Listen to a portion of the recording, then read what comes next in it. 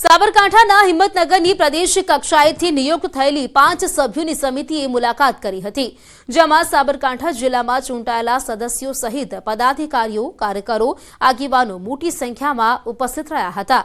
કાર્યક્રમની શરૂઆત પહેલા પહલગામના મૃતકોને શ્રદ્ધાંજલિ આપી મૌન પાળ્યું હતું।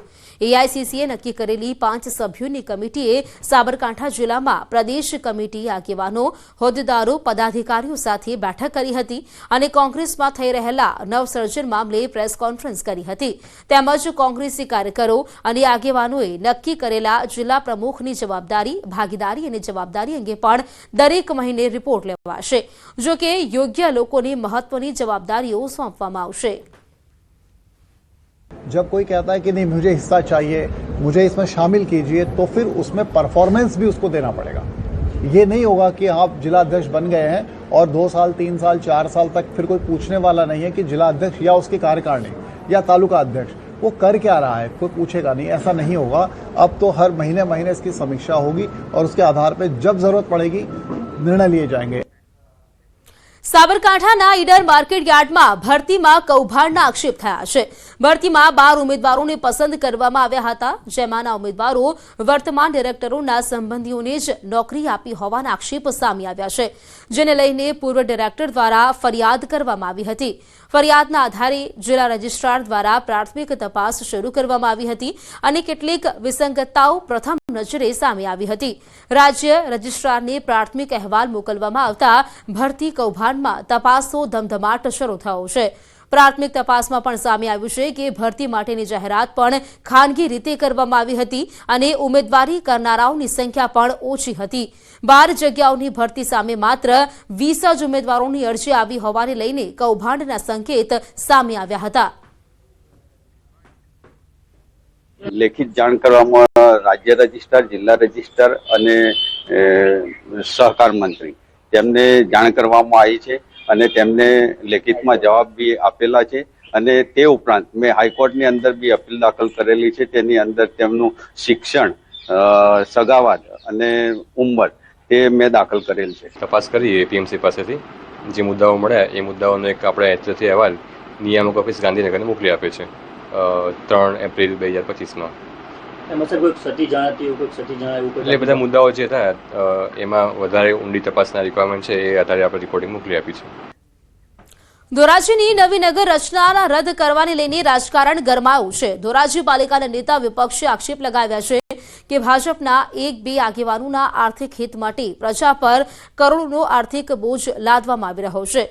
પાલિકા વિપક્ષનું કહેવું છે કે સરકાર દ્વારા જે ટીપી સ્કીમ લાગુ કરવામાં આવી છે તેના કારણે શહેરમાં આધુનિક સ્કૂલ, બાગ, રોડ, રસ્તા સહિતના લાભ પ્રજાને મળી શકે છે।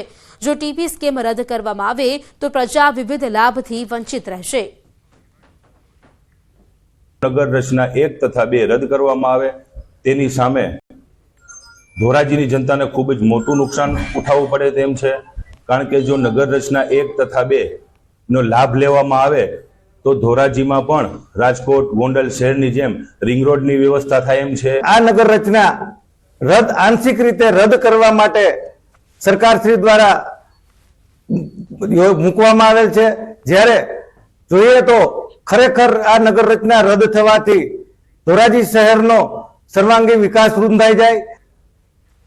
રાજકોટના જેતપુરમાં નકલી નોટો આપી છેતરપિંડી કરવામાં આવી છે। ખાંભાના સમઢિયાળાના રત્ન કલાકાર સાથે આ ઠગાઈ થઈ છે। ફરિયાદની 1 લાખની ચલણી નોટના બદલામાં 2 લાખની તૂટેલી ફાટેલી નોટ મળશે તેમ કહીને 2 લાખની નકલી નોટ પધરાવી દીધી। તપાસ કરતા ઠગ ટોળકીએ ફરિયાદીને ચિલ્ડ્રન બેંક ઓફ ઇન્ડિયા લખેલી નોટો આપીને છેતરપિંડી કરી છે। આ કેસમાં પોલીસે 4 લોકોની ધરપકડ કરી છે, જ્યારે જેતપુરના લેટેસ્ટ બુટલેગર અશ્વિન વિનુ વેગડા ગિરફ્તથી બહાર છે।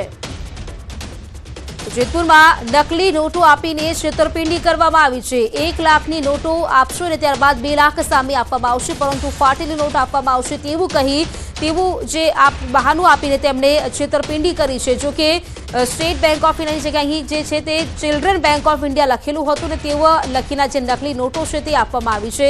ખાંભાના સમઢિયાળાના રત્ન કલાકાર સાથે આ ઠગાઈ આચરવામાં આવી છે। પાલનપુર પાલિકામાં કચરો ઉપાડવાના કામમાં ભ્રષ્ટાચાર થયા હોવાના આરોપ લાગ્યા છે. પાલિકાના પૂર્વ ચેરમેનનો આરોપ છે કે શહેરના જાહેર રસ્તાઓ પર રાત્રિ દરમિયાન ડોર ટુ ડોર કચરા કલેક્શનનું દર મહિને 45 લાખનું બિલ ઉઘરાવવામાં આવી રહ્યું છે. જો કે તેની સામે પૂરતી સફાઈની કામગીરી થતી નથી. રોડ, ફૂટપાથ અને ડિવાઈડરની સફાઈ કરવા માટે કિલોમીટરનો ભાવ, સાધનો અને મેન પાવરની વિગત એજન્સીએ મૂકવાની હોય છે. આરોપ એ પણ છે કે સ્વીપરથી મહિનામાં માત્ર એક જ વખત સફાઈ કરવામાં આવી રહી છે. પૂર્વ પાલિકા પ્રમુખ આરોપ લગાવી વર્તમાન પાલિકા પ્રમુખને સસ્પેન્ડ કરવાની માંગ કરી છે. 16.63 કિલોમીટરનું બિલ રોજે રોજનું રોડ સ્વીપરથી સફાઈ કરવાનું બની રહ્યું છે, જ્યારે હકીકત એ છે કે ફક્ત 5 કિલોમીટર બજારનો જે વિસ્તાર છે એમાં રાત્રિ સમયમાં ખાલી કચરો ભેગો કરી અને સફાઈ કરવામાં આવે છે. કે આ જે એમને અરજી કરી છે એની કોપી પણ મને મળી નથી. એમને સીધી ઉપર લખેલી છે, એટલે ઉપરમાંથી જે પણ આવશે એનું વ્યવસ્થિત રીતે જોઈએ અને એનો જે પ્રકારે હશે એનો જવાબ